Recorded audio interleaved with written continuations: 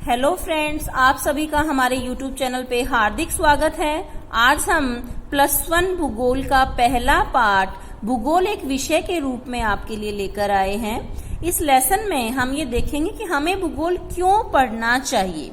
देखिए, भूगोल हमें इसलिए पढ़ना चाहिए कि हमें पर्यावरण से समायोजन की क्षमता सिखाता है, हमें पर्यावरण में अपने आप को अनुकूलन करना सिखाता है, पृथ्वी तल पर विविधताओं को समझने की क्षमता देता है। यानी भूगोल में हम पढ़ने से पता चल जाता है कि पर्वत पठार कैसे बने हैं, पृथ्वी पर विभिन्न प्रकार की स्थल रूप कैसे विकसित हुए हैं, दृश्य ज्ञान की कुशलता को बढ़ाता है, स्वस्थ और संतुलित दृष्टिकोण का विकास करता है कि हम अपने पर्यावरण को किस तरह से संतुलित रखें ताकि हमारी जनसंख्या का विकास हो सके।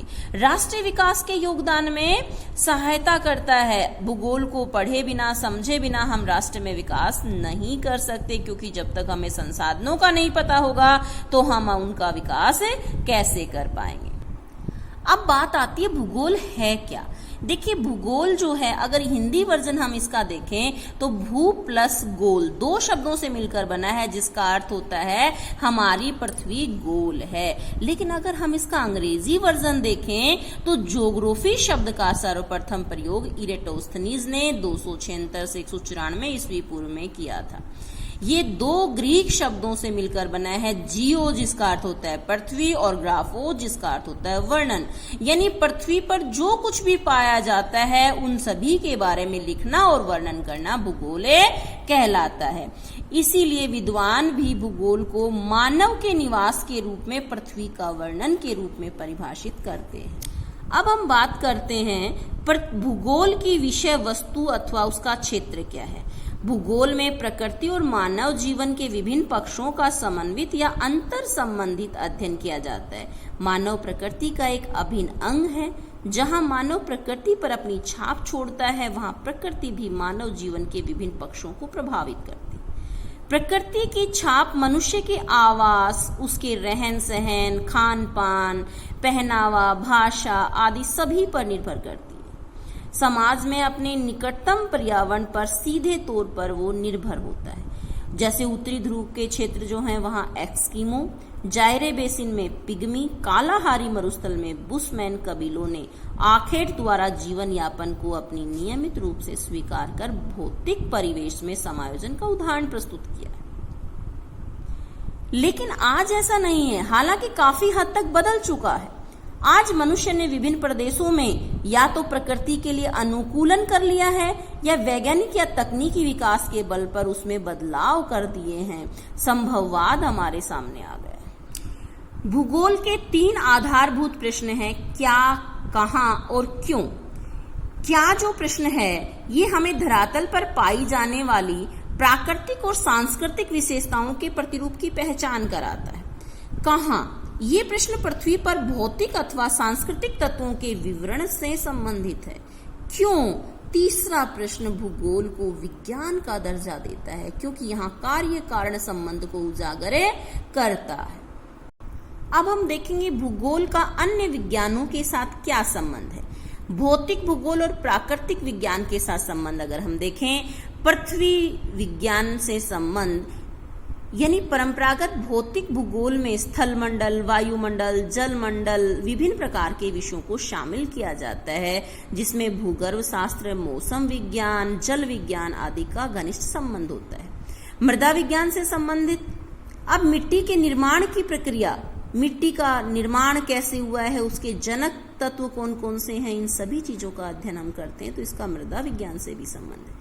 जैव विज्ञानों से संबंध, अब पृथ्वी पर विभिन्न प्रकार के जीव पाए जाते हैं, जीव जंतुओं का अध्ययन हम भूगोल में करते हैं, इसका मतलब ये प्राणी विज्ञान या पारिस्थितिकी विज्ञान से भी संबंधित है। गणित से संबंध कैसे है, हम यहाँ पाए जाने वाले मानव की गणना करते हैं तो उनका हम संश्लेषण करते हैं, उनकी जनगणना होती है, जिसे गणित का संबंध भी भूगोल से होता है। सांख्यिकी या अर्थमिति से कैसे संबंध है, मानचित्र हम बनाते हैं जिसमें हम उसका मापक निर्धारित करते हैं, सांख्यिकी आरेखों की रचना करते हैं, मात्रात्मक तकनीकों के प्रयोग का हम वहाँ प्रयोग कर रहे हैं, जिससे जो भूगोल है उसका सांख्यिकी भूगोल से भी संबंध होता है।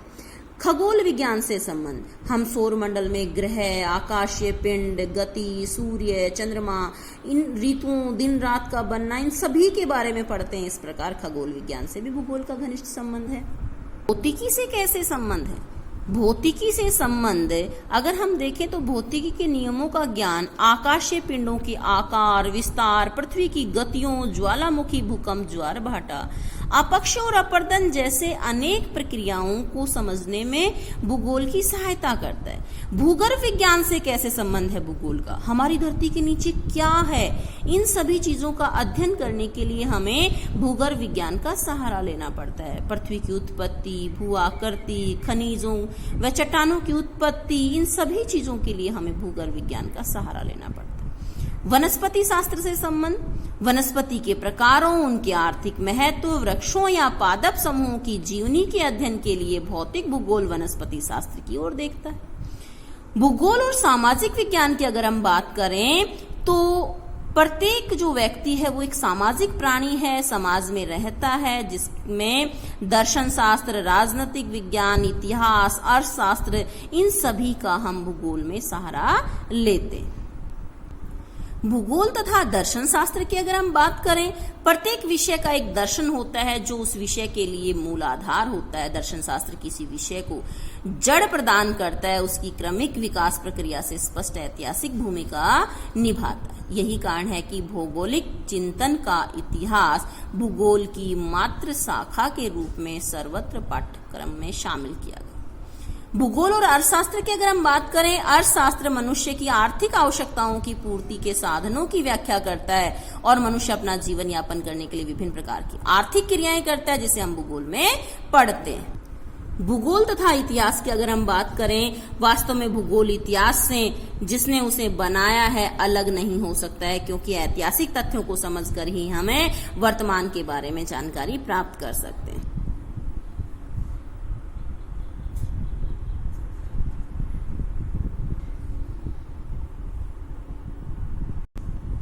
क्रमबद्ध भूगोल अगर हम देखें तो इसे अलग अलग शाखाओं में बांट सकते हैं। भौतिक भूगोल, भू आकृतिक विज्ञान, जिसमें हमें पर्वत, पठार, मैदान, नदी, घाटियां आदि सभी का अध्ययन करते हैं। दूसरा है जलवायु विज्ञान, जिसमें हमारे वायुमंडल की संरचना, मौसम, जलवायु, ऋतु, रात दिन कैसे बनते हैं, तापमान, वर्षा कैसे होती है, पवनें कैसे चलती हैं, हमारे क्षेत्र में आर्द्रता, वहां की वायु राशियां, चक्रवात, इन सभी चीजों का अध्ययन करते हैं। तीसरा है जल विज्ञान। भौतिक भूगोल की इस नई विकसित हुई उपशाखा में हम महासागरों, नदियों, हिमनदियों के रूप में जल की प्रकृति में भूमिका का अध्ययन किया जाता है। इससे ये भी अध्ययन किया जाता है कि जल जीवन के विभिन्न रूपों का पोषण किस प्रकार करता है। समुद्र विज्ञान, इसमें हमें समुद्र में की गहराई, उसमें खारापन, लहरों तथा धाराएं, ज्वार भाटा या महासागरीय नितल का अध्ययन करते हैं। मृदा भूगोल में हम विभिन्न प्रकार की मिट्टियों का, मृदा परिच्छेदिका, उसके प्रकार, गुण, उत्पादकता स्तर और मिट्टियों का विवरण या उसकी उर्वरकता आदि का अध्ययन करते हैं।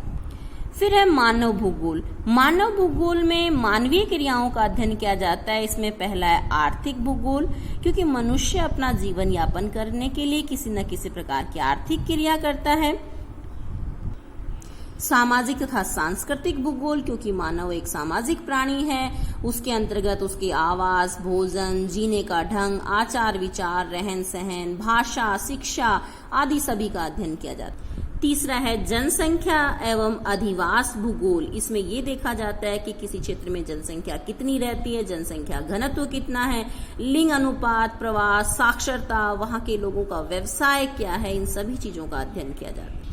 चौथा है ऐतिहासिक भूगोल, पांचवा है राजनीतिक भूगोल और तीसरा पार्ट है इसमें जीव भूगोल। जीव भूगोल के भी उपविभाग हैं जंतु भूगोल, पादप भूगोल, पारिस्थितिकी विज्ञान और पर्यावरण भूगोल। प्रादेशिक उपागम के आधार पर भूगोल की शाखाएं अगर हम देखें तो वृद्ध, मध्यम या लघु स्तरीय प्रादेशिक क्षेत्रीय अध्ययन, इलाका, ग्रामीण नियोजन तथा शहरी एवं नगर नियोजन सहित प्रादेशिक नियोजन, प्रादेशिक विकास, प्रादेशिक संश्लेषण इसमें शामिल। भूगोल में कैरियर या नौकरियों की हम बात करें तो जीवन के हर पक्ष का स्पर्श करने के कारण भूगोल विषय का कार्य क्षेत्र दिनों दिन बढ़ता जा रहा है। इसलिए भूगोल वर्तमान में युवाओं के समक्ष अनेक चुनौतीपूर्ण जीविका विकल्प प्रस्तुत कर रहा है। सरकारी और विशेष रूप से निजी स्कूलों, कॉलेज, विश्वविद्यालयों में अध्ययन के अनेक पद रिक्त पड़े हैं। अनेक विशिष्ट और तकनीकी क्षेत्र में भूगोलवेताओं की मांग है। सुदूर संवेदी रिमोट सेंसिंग के क्षेत्र में भूगोलवेताओं की नौकरियां हैं। जलवायु विज्ञान, भूजल विज्ञान, समुद्र विज्ञान, सामाजिक सर्वेक्षण, जनगणना, पर्यावरण के क्षेत्रों में भूगोलवेताओं की काफी मांग है। संयुक्त राज्य अमेरिका ने नासा में भी अनेक भूगोलवेताओं को सम्मानजनक पद प्राप्त है। यूपीएससी तथा राज्यों के लोक सेवा आयोग द्वारा प्रायोजित सिविल सेवाओं की परीक्षाओं में वर्तमान में बड़ी संख्या में प्रत्याशी भूगोल को ऐच्छिक विषय के रूप में लेकर सफल हो रहे हैं। IAS, IPS, IFS, HCS, RAS इत्यादि बन रहे हैं। इसलिए आप भी ज्यादा से ज्यादा भूगोल पढ़ें। अगर आपको हमारी वीडियो अच्छी लगे तो इसे लाइक, सब्सक्राइब जरूर करें और शेयर करें। Thank you.